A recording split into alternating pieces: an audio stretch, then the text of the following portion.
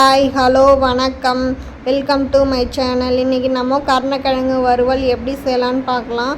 அதுக்கு கருணக்கிழங்கு எடுத்து க்ளீன் பண்ணிவிட்டு சின்ன சின்ன பீஸாக கட் பண்ணிவிட்டு தண்ணியில் சேர்த்துக்கோங்க. இது கூட கொஞ்சம் மஞ்சள் பொடியும் சேர்த்து நல்லா கலந்து விட்டுக்கோங்க. இப்போ இதை அடுப்பில் வச்சு வேக வைக்கலாம். யாருக்கு கருணக்கிழங்கு வறுவல் பிடிக்குமோ அவங்க லைக் பண்ணிகிட்டே பாருங்கள், கமெண்ட்டும் பண்ணுங்கள் உங்கள் பேரை நான் தெரிஞ்சுக்கிறேன். இப்போ பார்த்திங்கன்னா நல்லா கலந்து விட்டுக்கலாம்.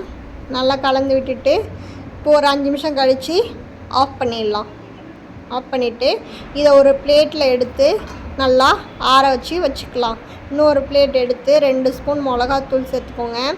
கொஞ்சம் உப்பு தேவையான அளவு சேர்த்துக்கோங்க. கொஞ்சம் மஞ்சள் பொடியும் சேர்த்துக்கோங்க.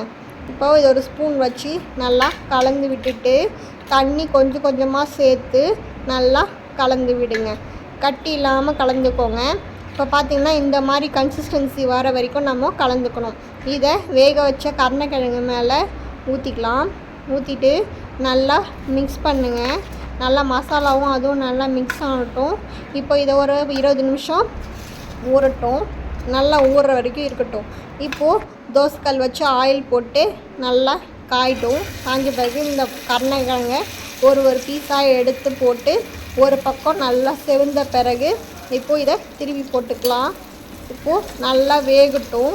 நல்லா வெந்த பிறகு மறுபடியும் இதை திருப்பி போட்டு நம்ம வேக வச்சு எடுத்துக்கலாம். இப்போ பார்த்திங்கன்னா நல்லா மொறுன்னு ரெடி ஆகிடுச்சு. இப்போ சர்வ் பண்ண வேண்டியது தான். ஓகேங்களா? எல்லாருக்கும் லைக் பண்ணுங்கள், கமெண்ட் பண்ணுங்கள், ஷேர் பண்ணுங்கள், மறக்காமல் சப்ஸ்கிரைப் பண்ணுங்கள்.